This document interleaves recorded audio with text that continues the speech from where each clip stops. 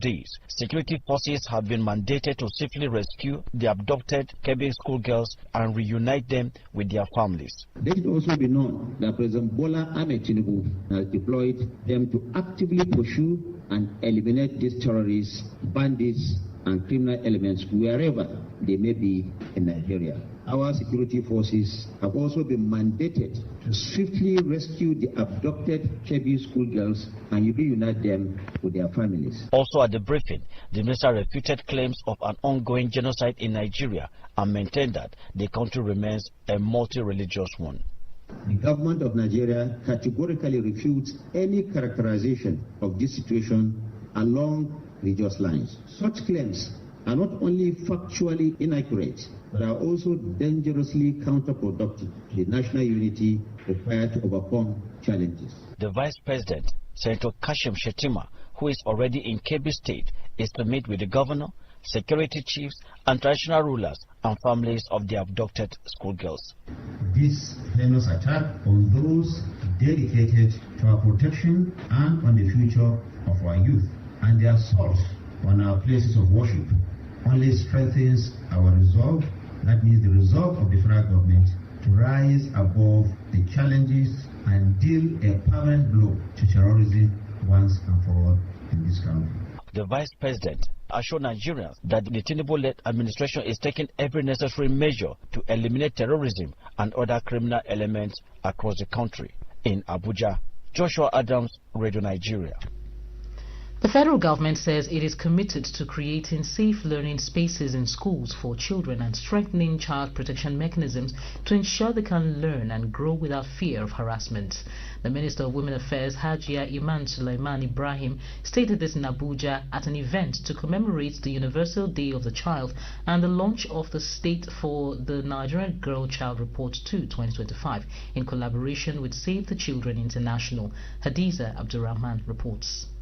The World Children's Day, also known as Universal Children's Day, celebrated annually on November 20th, is dedicated to promoting children's rights, improving their welfare, and raising awareness about issues affecting children worldwide. The day also provides an opportunity to review success, address challenges, and strengthen policies and programs that ensure children can grow, learn, and strive in a safe and supportive environment. The Minister of Women Affairs, Hajia Iman Sulaiman Ibrahim, represented by the Permanent Secretary, Dr. Mariam Keshinru, reaffirms the government's commitment to creating conducive environment for children, highlighting the recent launch of the State of the Nigerian Girl Reports 2025. So it's a report of what we have done so far and where Nigeria is at the moment, and we can use it to further bring in new policies to even make the general space better for the Nigerian child. The country director of Save the Children International, Duncan Harvey, emphasized the importance of continued investment in children, saying that the report shows some states are making progress while others still lag behind in ending child marriage. Progress has been made in reducing rates of child marriage across the country from what was 44% several years ago to lower levels today. So that's great to see the progress that's been made. The Speaker, National Children's Parliament, Ms. Progress Umo, called on authorities and stakeholders to prioritize child protection, especially in schools, emphasizing the urgent need to tackle insecurity. Make sure that each school is protected in schools to safeguard the environment where children learn, because once a classroom starts leaking bullets, the system of education has crashed. The Dean of Women Commissioners, Idema Irom, emphasized that children's rights must be respected and protected and should be at the front burner of national priorities. In Abuja, Hadiza Abdurrahman, Radio Nigeria. The Minister of Humanitarian Affairs and Poverty Reduction says it will continue to collaborate with relevant stakeholders to initiate policies that will reduce poverty in the country. The Minister, Dr. Bernard Doro, stated this during a one-day stakeholders meeting preparatory to the maiden meeting of the National Council on Humanitarian Affairs and Poverty Reduction in Abuja. The minister, represented by the Permanent Secretary, Dr. Yakubu Koparmata, explained that after the approval of the National Council of Humanitarian Affairs and Poverty Reduction by the Federal Executive Council, the ministry has been engaging with various stakeholders to build a coordinated policy framework that will tackle the challenge in Nigeria.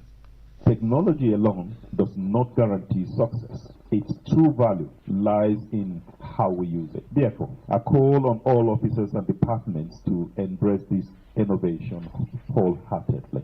Let us adopt the ECMS not as a compliance requirement, but as a powerful tool to improve the lives of the people we serve. The minister urged participants to engage in constructive dialogue on policies that will help the ministry to advance the agenda of poverty reduction in the country. Our correspondent reports that a stakeholders meeting was attended by commissioners for humanitarian affairs across the 36 states and development partners.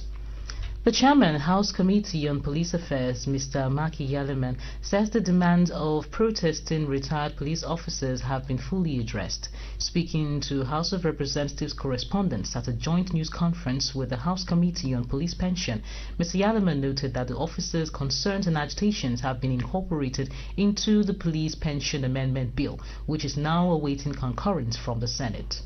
So all the prayers, we look into the bill, we amend it, pass first reading, second reading, third reading, we engage all the stakeholders on their prayers, and the outcome is fruitful. And we package our submission, we lay it before the House, the leadership passed the resolution to the Chairman, Rules and Business, and they made a memo on 28th of October of this year, 2025. Send it to the Senate for further parliamentarian activities there. The Chairman, House Committee on Police Pension, Oseni Jallo, said the Inspector General of Police and the Director General of Pensions were working closely with National Assembly and the National Pension Commission to resolve outstanding issues even before the bill comes into effect. The lawmakers appealed to retired police officers to exercise patience, assuring them that the Police Pension Amendment Bill, which seeks to remove police officers from the contributory pension scheme and create a dedicated pension framework similar to those for the armed forces and intelligence agencies, will be sent to the presidency next week for assent. And now to a legal matter. The legal battle surrounding the detained IPOB leader Nnamdi Kanu resumes today at the Federal High Court, Abuja. On November 7th, 2025, the trial judge, Justice Omotosho, fixed November 20th, 2025 for judgment, ruling that Kanu could not claim denial of fair hearing since he refused to utilize the opportunity given to him. Just as the Federal High Court prepared to deliver its long-awaited verdict today, Mr. Kanu shifted the legal battle once again. On November 12, 2025, he filed a fresh appeal before the Abuja Division of the Court of Appeal, seeking to stop Justice Omotosho from delivering judgment. Whether the Court of Appeal will intervene yet again remains the new focal question.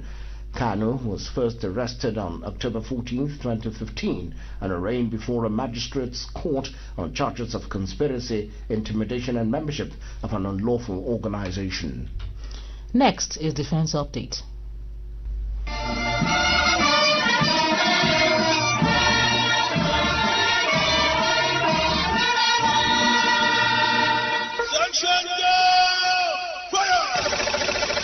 Welcome to Defense News Update.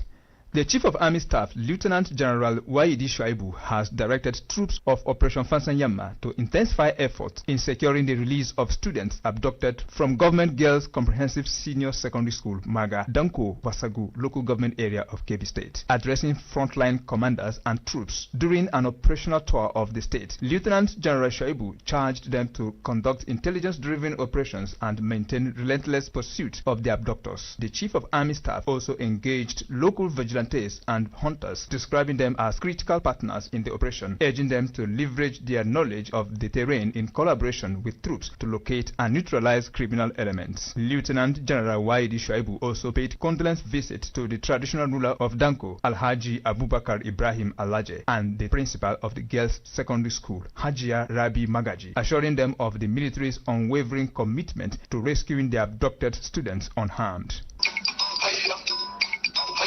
The Chief of the Air Staff, Air Marshal Sunday Aneke, has reaffirmed the Nigerian Air Force's unwavering resolve to intensify the air campaign against terrorists and restore public confidence. He assured Nigerians that the NAV is stepping up operations on all fronts, stressing that air power remains fully engaged, fully committed and fully determined to dominate the battle space and neutralize terrorist threats wherever they emerge. During his operational visit to NAV base Maiduguri, the Chief of Air Staff announced that the NAV staff is strengthening synergy with ground forces, widening precision strike operations, and expanding intelligence-driven missions to deny terrorists any freedom of action across the theaters of operation. In his welcome address, the Air Officer commanding Tactical Air Command, Air Vice Marshal Paul Obeya, reaffirmed the readiness of troops to fully implement the Chief of Air Staff's strategic direction to push for tighter coordination with land forces, improved intelligence, and enhanced rapid response strike capability. Similarly, the Nigerian Air Force NAV Air component of the Joint Task Force of Operation Fansanyama has achieved a major operational breakthrough following precision air interdiction missions conducted at the Sauri Bandit Camp in Safe local government area of Zamfara State. The mission was undertaken after comprehensive intelligence and surveillance operations confirmed significant terrorist activity and rustled livestock concealed on a high-ground hideout used by the criminals as both a defensive position and a logistic hub. Acting on this intelligence, the air component executed multiple coordinated strike passes on the identified targets, achieving direct hit that dislodged surviving terrorists attempting to flee into surrounding vegetation, where they were subsequently tracked and effectively engaged. The successful mission resulted in the neutralization of numerous terrorists and the destruction of critical structures and logistics points, significantly degrading the criminals' operational capability in the area. In continued efforts to disrupt the activities of armed criminals within the joint operations area, troops of Sector 2, Subsector 2, Operation Enduring Peace, Bokos, Plateau State, conducted a raid on suspected gun runners' hideout at Fashoron Village, Dafo District, Bokos local government area of Plateau State. The suspects fled the location before troops arrived. A thorough search of the hideout led to the recovery of one AK-47 rifle, one AK-47 magazine, one submachine gun, 2 Den guns, 42 rounds of 7.62 mm special ammunition, 84 rounds of 9 mm ammunition, and 20 cartridges. The Chief of the Air Staff, Air Marshal Sunday Aneke, has reaffirmed the Nigerian Air Force's now unwavering commitment to defending the nation and eliminating insurgents, terrorists, and criminal elements threatening peace and stability of the country. He made this known during an operational visit to the air component of Operation Fansanyama, Sector 2, Subsector 213, Forward Operation Base in Katsina, where he charged personnel to intensify effort in fulfilling the directive of President Bola Ahmed Tinubu to decisively eliminate all threats to the safety and security of Nigerians. The Chief of Air Staff emphasized that the unprecedented support of the federal government through the acquisition of modern platforms, advanced weaponry, and enhanced professional training has placed a solemn responsibility on the Nigerian Air Force. That is it on Defense News Updates, brought to you by the Defense Headquarters in collaboration with Radio Nigeria. I am Shekara Anthony.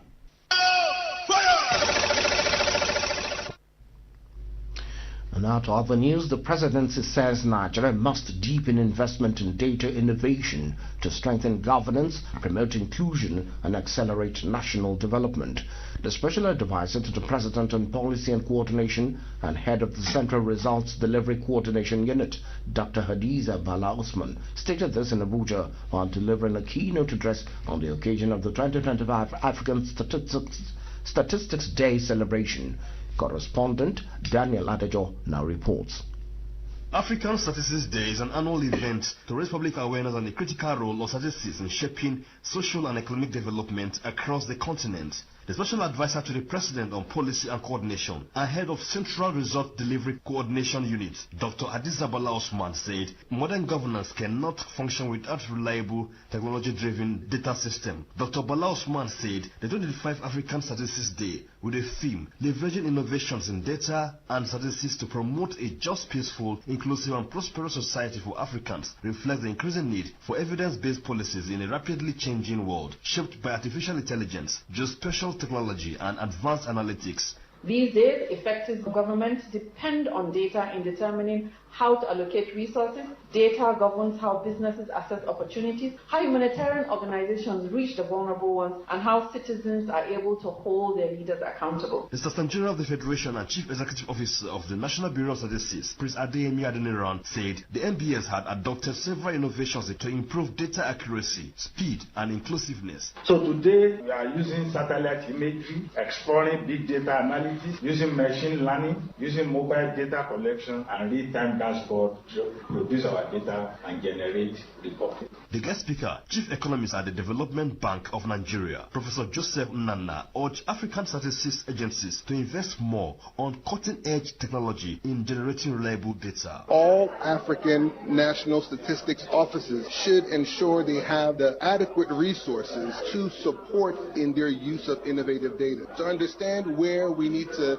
devote more emphasis on environmental management, ensure they're well-funded, innovative ways, manage, and ultimately disseminate data for use and inclusive growth. The representative of the World Health Organization, WHO, Dr. Mary Brunto, said reliable data remains important to monitoring health trends. In Abuja, Daniel Adejo, Radio Nigeria. You're listening to the news on the network service of Radio Nigeria. In the headlines this morning, President Bola Tinubu promises rescue of abducted schoolgirls in Kebbi State.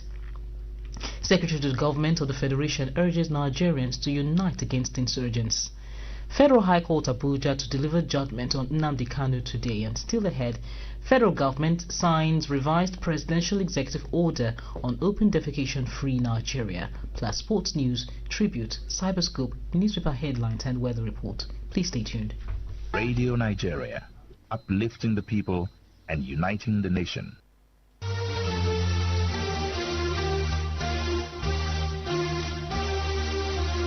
It's Battle Royal this weekend in the Nigerian Premier Football League as Match Day 14 pits 8-time champions Rangers International FC against Niger Tornadoes FC at the Nnamdi Azikiwe Stadium, with both clubs having just a point difference separating them on the NPFL log. The Flying Antelopes trail the Alcon Ala boys. Closely, which one of the two teams carries the day? Will Niger Tornadoes of Mina snatch all 3 points and move further on the log, or will the grieving Enugu Rangers do enough to keep the points in the coal city? Make it a date with Radio Nigeria this Sunday on Africa's largest radio network for all the pre-match studio analysis, experts punditry, team news, plus ball-to-ball commentary from the cathedral, starting from 3:30 p.m. for the live transmission of the game. FRCN Sports, connecting through sports, uniting the people.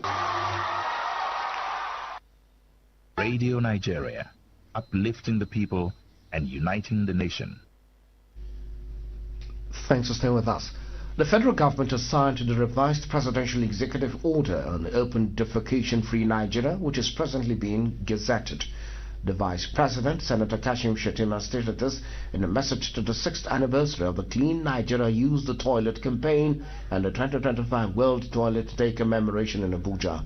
Sheyi Ajibade reports that the revised order strengthens the legal and institutional framework for action and ensures effective monitoring as well as enforcement mechanisms to sustain the gains of the project.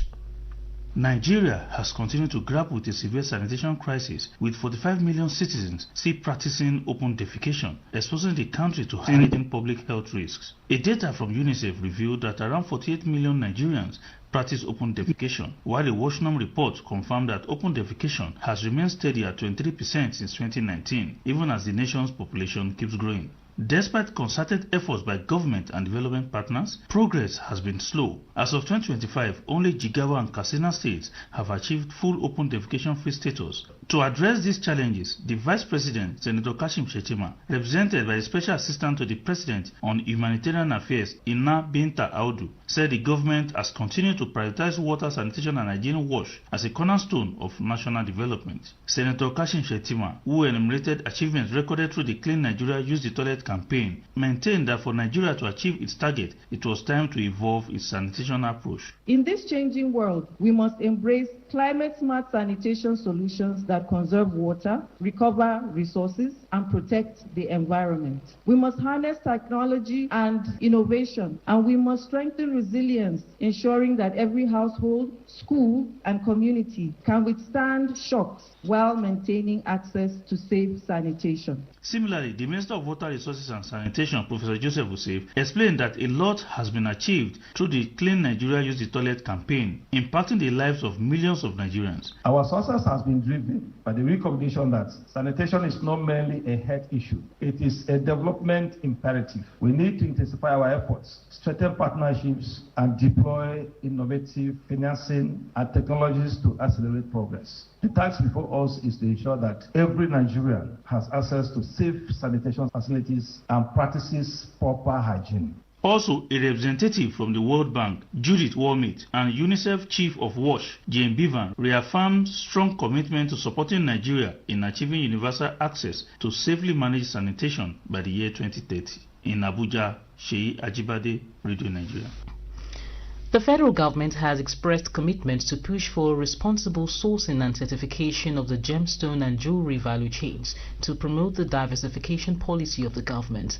The Minister of Solid Minerals Development, Dr. Dele Alake, stated this during a news briefing ahead of the Africa Gem and Jewelry Exhibition and Conference, noting that the event would serve as a pathway to realizing the benefits of the African Continental Free Trade Area through partnership to boost the continent's voice in the global marketplace. Dr. Alake emphasized the importance of value addition as it would help to translate the country into an importer of refined products. The minister, who called for the support of the media to propagate the resilience in the industry, was also optimistic that the event would showcase exceptional talent and creativity in the gemstone, gold and jewelry subsector across communities. When you travel abroad, especially the Asian countries, you find all these gemstones and beads, and when you ask them where they got them, they say Nigeria. So that really is a very cogent reason for us to give maximum support to women in mining, especially in promotion of gemstones in Nigeria. And I'm so happy that your association is bent on branding gemstones so that it becomes a focal point in international market. In a remark, the President, Women in Mining in Nigeria, Dr. Janet Adeyemi, said Nigeria is one of the countries in Africa blessed with commercial-grade quantities of gemstones, jewelry and precious metal reserves, but has not been able to utilize them due to weak value addition, fragmented governance and limited participation in its processes. Dr. Janet narrated the journey that gave birth to the African Golden Gem event, noting that Nigeria made history by producing the first Miss Universe crown from gemstones and urged prospective participants to seize the opportunities during the conference to interconnect. We should create our own brand. We should be proud to wear our own jewelry. Not necessarily extremely expensive gold. Now we are experimenting with browns with those states. We are looking at how to use browns appropriately because Zambia is using it. Trust Nigerians when you enter a space. We are very creative. Give that to our women. Look at our fashion industry. We've just been recognized with CAFA. Journalists go out and make sure that the creative industry associated with the ministry becomes a sector that can be driven positively to bring good earnings to Nigeria. The 5-day event will attract policymakers, investors, women and youth entrepreneurs, as well as artisanal miners to shape Africa's gold and gemstone value chains. And now to an electoral matter. The Independent National Electoral Commission (INEC) says it will carry out adequate voter education and sensitization ahead of the FCT Area Council election scheduled for the 21st of February 2026. The FCT Resident Electoral Commissioner Malam Aminu Idris, who stated this in Abuja during the implementation meeting with stakeholders, said with adequate information on the electoral processes, issues such as voter apathy and void votes will be addressed. Represented by the FCT Administrative Secretary Bimbo Oladojoye, Malam Idris explained that voter education will be carried out in all the 6 area councils in the territory and that the persons with disabilities, PWDs, will not be left out. He also explained that some of the messages will center on the provisions made available to the PWDs to support their independent associations, while other citizens will be sensitized on their rights, responsibilities and benefits of participating in the exercise. In a remark, a Deputy Director in charge of Civic, Values and Democracy in the FCT National Orientation Agency NOA, Mrs. Theresa Eze, said that they will continue to support INEC in sensitizing the electorate for them to make informed decisions and earn the praises themselves. In a remark, the INEC Director of Gender and Inclusivity, Mrs. Dorothy Bello, said the objective of the meeting was to make sure that all INEC officials that will participate in the election understood their roles for them to deliver quality polls. Mrs. Bello also explained that the workshop will give opportunities to the participants to work through the activities that had been approved, highlight the strategies for implementation, and ensure that timelines and expectations are understood. Mrs. Bello said it will also assist the INEC officials to reflect on any operational considerations that may arise during the polls. A group known as Team Senator Oluremi for Tinubu 2023 to 2027 has called on Nigerians to be patriotic and give constructive criticism of the Bola Tinubu-led government. The national grand patron of the group, Dr. Rufus Ebegba, stated this when he received new members into the team. Dr. Ebegba urged Nigerians to consider the bold steps taken so far by the president and accord him the needed cooperation. The board chairman, Team Senator Oluremi for Tinubu 2023 to 2027, Dr. Adama Abubakar, expressed the group's unwavering support for President Tinubu. Also, the national coordinator of the group, Comrade Kelvin Ezekiel, appealed to the people to rise in unity and defend the current administration against misinformation, divisive propaganda and blackmail. At Ado-Ekiti, the Ekiti state capital, witnessed a vibrant display of culture, community spirit and royal honor as thousands of people paid homage to the Ewi of Ado-Ekiti, Oba Adeyemo Adejugbe, in celebration of his 80th birthday and 35th coronation anniversary. The people made up of traditional chiefs, Ado-Ekiti Progressive Union members, market women, different ethnic groups, the Igbos, houses and other well-wishers were in the palace to honor the monarch whose reign has brought tremendous development and peace to Ado-Ekiti. Oba Adejugbe, in his remark, expressed deep gratitude to the people of Ado-Ekiti for their loyalty and support since he ascended the throne of his forefathers 35 years ago. The chairman of the planning committee, Prince Segun Flamagun, who appreciated the monarch for his guidance, said the large turnout of people reflected the love they have for the Ewi. The relationship between Nigeria, Africa and China has been described as one of the most consequential of the 21st century, characterized by deep historical roots, rapidly expanding diplomatic, economic and growing people-oriented connections. The Director General, Institute for Peace and Conflict Resolution, Dr. Joseph Ochogo, stated this at a seminar on bridging African-China dialogue through scholarly exchange held at the University of Jos. Josiah Buzun reports.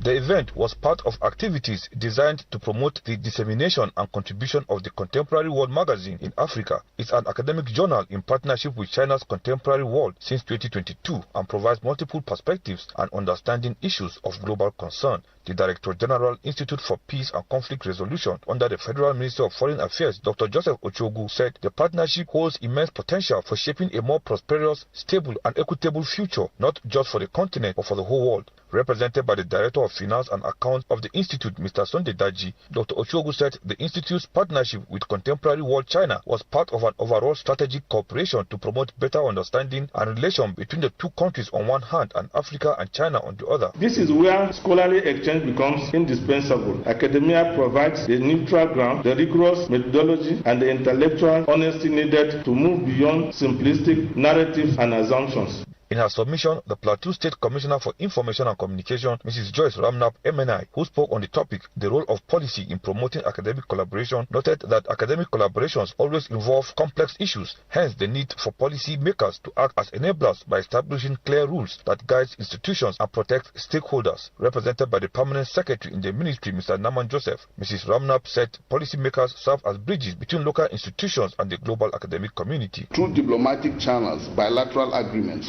cultural exchange initiatives, and multilateral cooperation, policymakers strengthen international connections that individual institutions may struggle to establish on their own. In a presentation titled Bridging African-China Dialogue Through Scholarly Exchange, Professor Shardam Wabmuk of the Nigerian Defense Academy Kaduna said scholarly engagements can illuminate shared interests, clarify understandings, and expand the horizons of cooperation. The Chinese have emerged as a power to reckon with. Hence the need for us to also meet them, not only halfway, but we must take our rightful place on the table. Dr. Olalekan Babatunde from the Institute stressed the need to enlighten Nigerians as well as African policymakers on emerging trends and information on how to deliver good governance in Africa. From Jos, Joseph Zud, Radio Nigeria.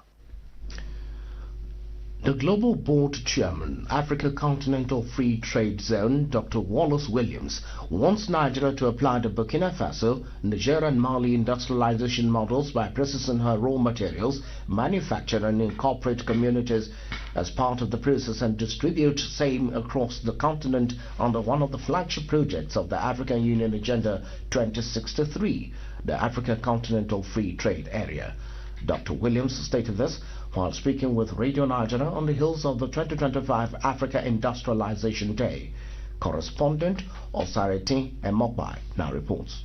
As the continent marks Africa Industrialization Day, the Global Board Chairman, Africa International Chamber of Commerce and Industry, AICTI, Ambassador Dr. Wallace Williams, says the continent has to industrialize if she is to be free from colonial neckholds, seeing all her raw materials are being exported wholesale. We take part in every aspect of the value chain of oil and gas in Trinidad and Tobago. But in Nigeria, where we have 55 minerals, that have not yet been exploited, we have to process our raw material to manufacture it, allow the community to be part of it, to distribute it regionally across Africa under the AFCTA. Dr. Wallace insists that industrialization has to be a key tenet of what Africa does and should start looking inwards in moving forward. We cannot be just senders of raw material to Western and other countries where they do the industrialization and we buy at 1,000%. So that has to stop. The President, Benin Chamber of Commerce, Industry, Mines and Agriculture,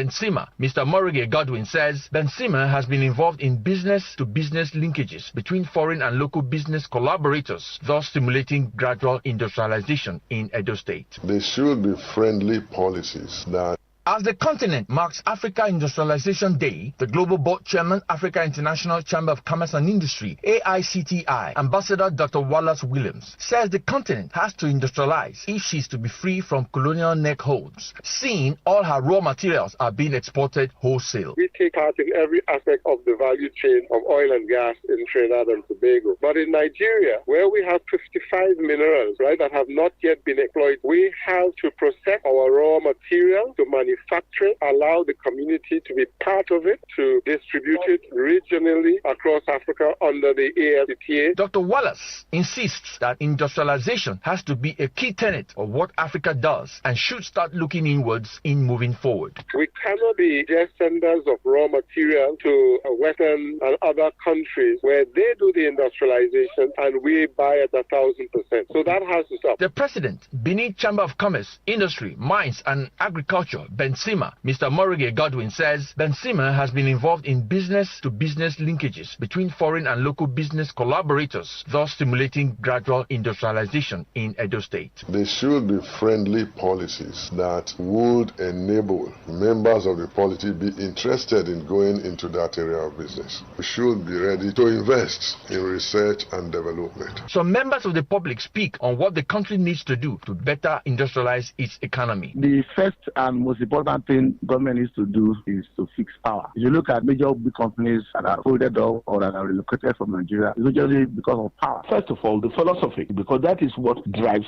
industrialization. It's a people desiring a better way of life and living. We think it's a question of wholesale importation of machines from abroad. No. The focus of this year's observance is manufacture, process, refine, and be in all aspects of the manufacturing industrialization value chain. In Benin, Osaiti Mokbai, Radio Nigeria.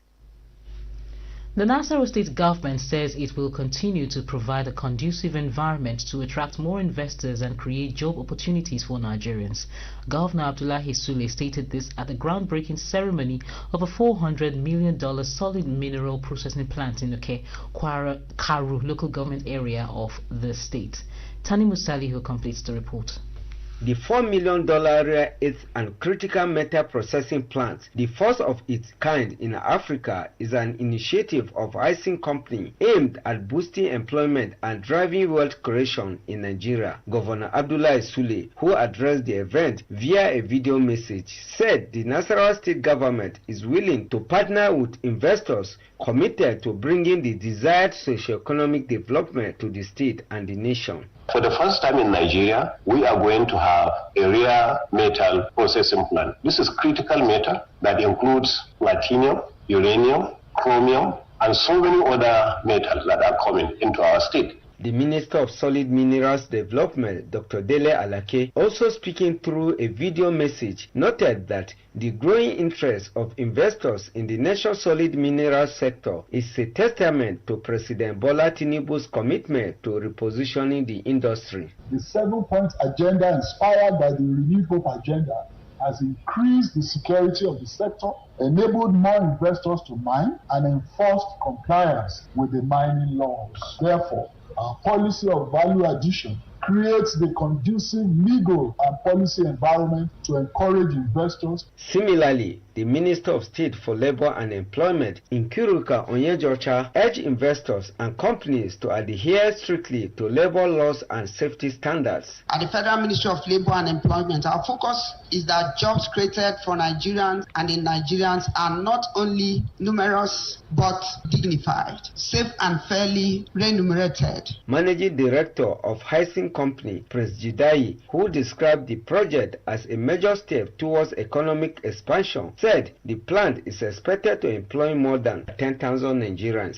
We're deeply committed to fostering a workforce that reflects the diversity and talent of all these regions that we operate at. This plant we're setting up will embrace sustainable practices. The Etsu of Karo and the Akaneji of Uke assured the company of the full support of host communities for the smooth execution of the project. From Uke, Karo local government area of Nasarawa State, Tini Musaliu, Radio Nigeria. And now to the action world of sports. Morocco defender Achraf Hakimi succeeds Ademola Lookman as King of African Football as Chiamaka Nnadozie wins third consecutive Women's Goalkeeper of the Year award. Linus Haye has details and more in sports. The crown of African football has finally departed Nigeria after a 2-year stay in the West African country. The African Footballer of the Year award, which was won by Victor Osimhen in 2023 and Ademola Lookman in 2024, has gone to Achraf Hakimi. The Morocco and Paris Saint-Germain's defender was named African Footballer of the Year at the 2025 CAF Awards in Rabat, Morocco last night. He became the first defender to claim the prize in 52 years as he finished ahead of Mohamed Salah of Egypt and Nigeria's Victor Osimhen. The Moroccan right-back was rewarded for a trophy-laden 2025 with PSG, in which he claimed the Champions League, Ligue 1 title, Coupe de France and UEFA Super Cup. Hakimi dedicated the award to all African footballers who aspire for excellence. This trophy, it's not just for me, it's for all the Africans, the strong men and women that have dreams in Africa, and those that dreamed of becoming footballers, and for those that always believed in me from when I was a kid, even up until now that I've become this player that I am today. I would like to thank all of these people. Hakimi is the first Moroccan to win the award since midfielder Mohamed Hadji in 1998 and the first defender since Zaire centre-back Bouanga Tsimen in 1973. Morocco also grabs the Women's Footballer of the Year award as Saudi-based forward Chislen Chabak beat competitions to become the Queen of African football. The Super Falcons were named the Women's National Team of the Year as Chiamaka Nnadozie won her third consecutive Women's Goalkeeper of the Year. Chiamaka dedicated the award to her teammates, coaches, clubs and supporters. To my teammates in the Super Falcons, thanks a lot for everything. Thanks for your support and encouragement, and I just want you to know that you are the best. Also, I want to say a very big thank you to Paris FC. They've been a huge pillar in my career, and they played a very huge role in my success. Thank you for everything. And to my amazing club, Brighton Hove and Albion, thank you for your support, your love and encouragement. And to all the coaches and to all the amazing people who has played a very big role in my life, I sincerely appreciate winning this award third time in a row. It's a very big thing for me and my family. Meanwhile, Victor Osimhen was absent at the CAF Awards in Morocco last night as he returned to Galatasaray for a scan on an injury he picked up during international duty for Nigeria. Osimhen, who won the award in 2023, was in the running for the award for the second time in his career. The player is expected to undergo a scan that will determine the extent of the injury he suffered during Nigeria's loss to the Democratic Republic of Congo in the final of the 2026 World Cup African Playoffs on Sunday. Osimhen was believed to have suffered a hamstring injury and was substituted at halftime to prevent further aggravation. In the semi-final against Gabon, the 27-year-old scored an extra-time brace to take his national team tally for Nigeria to 31 goals. Nigeria Premier Football League champions Remo Stars have moved out of the relegation zone after sweating to a 1-0 win over relegation-haunted Kano Pillars yesterday. The Ikene side needed a Victor Mboma's 35th minute strike to move 3 points out of the drop zone to the 15th spot with 16 points after their 5th win of the season. The result left Kano Pillars rock bottom of the table with 6 points after 8 defeats in 13 matches. The Nigeria National League (NNL) has announced that Dakada Football Club of Uyo have withdrawn from the league with immediate effect. The withdrawal was contained in a letter sent to the league secretariat by the club. Consequently, all Conference A matches of the 2025-2026 season involving Dakada will no longer hold, as the club have been removed from the earlier draw made before their withdrawal. The Chief Operating Officer of the NNL, Dalami Alanana, has described the development as unfortunate for the league. We have also informed all the clubs in their group that Dakada will no longer be part of the season. The league matches in the conference will go with the absence of Dakada Football Club of Uyo. We only have Gospel Akwa Bio, Akwa United in Akwa Ibom State. All of them are still in the league. And so these are the only 2 clubs in NNL that are going to participate in the Nigeria National League 2025-26 season. For whatever reason they have is their internal issues which has warranted this withdrawal. The NNL now has 35 clubs as against 36 that were initially built to compete this season, while the number of matches for the season will be reduced to 274 games from 292. I am Linus. Hi. The tribute is to a philosopher, King Ezeogo Agom, is written by Abia Onyike, a public affairs analyst. Ezeogo Dr. Agomeze was one of the greatest minds to emerge from Ebonyi State. He was imbued with an enduring legacy of selfless leadership and became a pathfinder for the contemporary generation of Nigerians, nay Ebonians.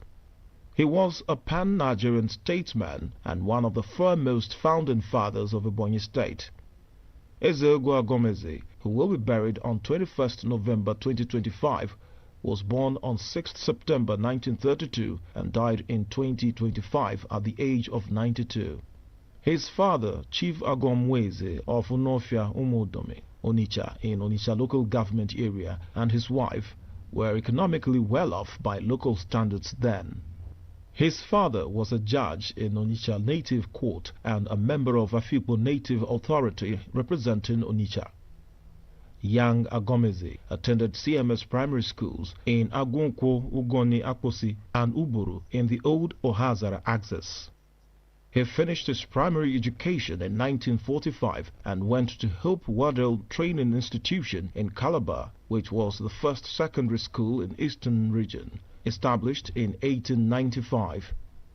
In 1950, Agomeze obtained a Cambridge School certificate in flying colors and left Hope Waddell. His initial plan to enter the university was dashed following his father's sudden death in 1951. Following his development, he and his elder brother, Chief S.O. Agom, who had attended Metropolitan College, Onitsha, decided to fend for their father's family. Agomeze worked in different places, including the Uzorwani Native Authority and Afikpo Divisional Councils. He later joined the Northern Nigeria Regional Service as a treasury clerk and was posted to places like Kaduna, Kano and Bida. In 1958, he sat for 4 papers in advanced level and cleared all of them in one sitting. The federal government of Nigeria in 1959 gave him scholarship to study economics, and he proceeded to the University of London in 1960. He bagged his first degree, BSc Hons, in economics in 1963 from the University of London, bypassing the master's degree program because of his excellent performance, and completed his PhD program in 1966, specializing in monetary economics. Dr. Agomeze's return to Nigeria from the United Kingdom in January 1967 was remarkable and instructive. He insisted on returning to Nigeria despite the worsening political crisis then. The military had seized power and dissolved the political parties. Dr. Eze, his wife and young daughter, Ijoma, sailed for 3 weeks in a cargo ship called MV Takwa and disembarked at Port Harcourt. The enthusiastic crowd which received them was led by no less a person than the Nigeria Pioneer Minister of Education, Onyiba Ajawanchukwu. It was a hero's welcome as the convoy moved from Port Harcourt to Onitsha Igboeze. Dr. Agomeze became a senior lecturer and associate professor in the Department of Economics at the University of Nigeria, Nsukka. From there, he began to make diverse contributions to national development and straddled the socio-economic space like a colossus. In 1975, Agomeze became the first person in Old Afikpo Division to be appointed into the government as a commissioner of cabinet rank. He headed 3 key ministries under 3 military governors in the old Imo State, starting with the pioneer military governor of Imo State, Rear Admiral Ndubisi Kanu. As Education Commissioner in Imo, he became popular for the introduction of free education and the promotion of pupils and students to the next class. Pupils and students, parents and citizens chanted his name, a hero of sorts. Dr. Eze belonged to the genre of authentic African leaders who believed that society should be liberated from the tyranny of ignorance, poverty and squalor. Dr. Agomeze did a lot in the area of employment generation for school leavers. As the chairman of the Civil Service Commission in Imo and Abia states from 1986 to 1994, he influenced the employment and appointment of a generation of administrators and leaders into the public service, and was a leading light for those who wanted to make a career in the service. One of the phenomenal legacies of Ezeogu Agomeze was the way he built up the old Ohazara Country Council and restructured it into the major power block that it is today. He was the brain behind the creation of Ohazara Local Government Area in 1976, Onitsha Local Government Area in 1989, and Ivo Local Government Area in 1996. In those good old days, he enjoyed the unalloyed loyalty of his immediate disciples, such as Professor Chiagozie Ogbu, who later became the Deputy Governor of Ebonyi State, and Senator Anyim Ude, who was elected to represent Ebonyi State in the Ebonyi South Senatorial District in 2007. The triumvirate constituted the inner caucus of leadership at the period, thanks to Agomeze's deep vision and style of work.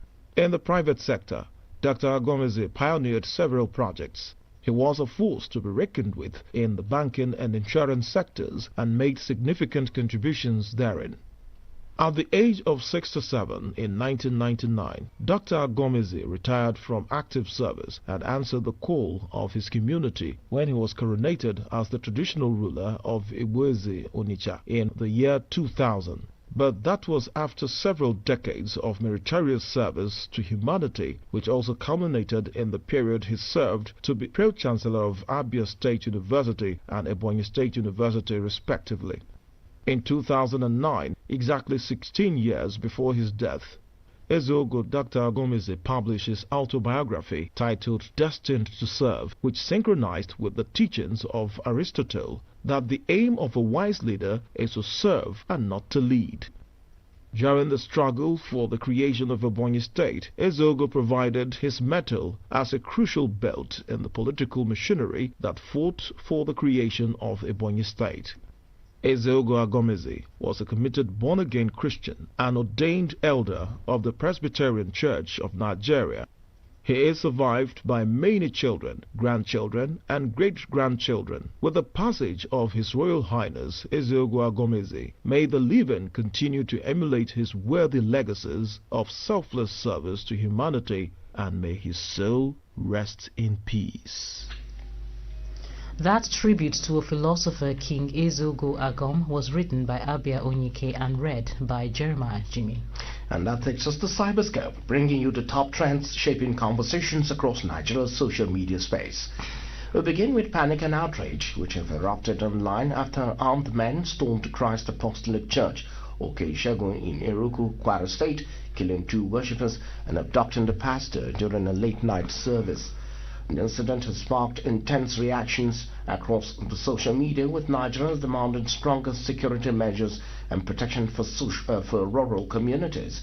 Hashtags like #PrayForQuara and #SecureNigeria continue to dominate conversations. That's all we can take on Cyberscope this morning, where social media trends come alive. Join the conversation and stay connected with us on Radio Nigeria using the hashtag Cyberscope. This was compiled by Omolola Amin. And that takes us to newspaper headlines. Expected matters on insecurity. Nnamdi Kanu's judgment makes streaming headlines in today's newspaper. So let's get on with it. We have on Daily Sun, or you can take a Punch newspaper first. Okay, Punch says terrorism, police tighten Southeast security as Kanu knows fate today. The details on page 7. Okay, and Daily Sun has police seal People's Democratic Party National Secretariat. We also have the banner headline, Kebbi abduction, your pain, our pains, Tinubu tells victims. We also have Benue tops Nigeria's displacement crisis chart, says NHRC. There is also Kanu drags AGF, DGDSS, 2 witnesses to court over alleged perjury. You can find out details of these on pages 7, 21, 4, 6 and 27 of, don't forget, of Daily Sun newspaper. And that's it on our newspaper headlines for today. For weather reports, sunny and hazy skies are expected over the northern region throughout the forecast period. In the central region, sunny skies with patches of clouds are expected over the region throughout the forecast period. And in cloudy atmosphere is anticipated over the southern region in the morning period, while isolated thunderstorms with moderate rains are expected over parts of Delta and Bayelsa states in the afternoon and evening hours. To any news, here is a recap of our main points. President Tinubu has assured the government will deploy every instrument of state to rescue the abducted schoolgirls in Kebbi State and bring all perpetrators to justice. The Secretary to the Government of the Federation, SGF, Senator George Akume, has urged Nigerians to unite against insurgents. The Federal High Court of Abuja will today deliver judgment on Nnamdi Kanu. We also reported that the federal government has signed a revised presidential executive order on open defecation-free Nigeria. Finally. That's the news, edited by Emmanuel Kutara and the production team. I'm Okimuti Iguriasi, and my colleague has been Olayemi Dania. Thanks for listening. Next on the network service of Radio Nigeria, Politics Nationwide. And Jeremiah Jime is standing by. Nigerians are peace-loving and hard-working people. And countries only develop and grow when there is peace and stability. There are different kinds of problems in every society, and so in every country. If there are problems here, Nigeria is not an exception. There is no society, no country where violence and public disorder have solved that problem. No matter the problem, no matter the issue. Let us sit down like brothers and sisters. Use dialogue to resolve the problems. Remember, you have to give account of every action you take, if not here on earth, then before your Creator. Please let us work together for a peaceful Nigeria. Let us work together. Nigeria will be great. It's 8 o'clock.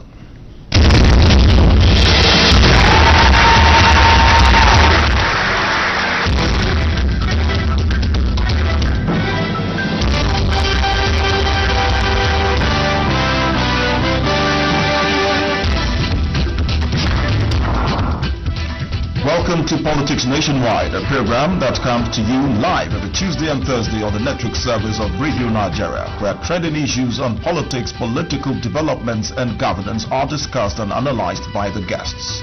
I am Jeremiah Jime Yoranka.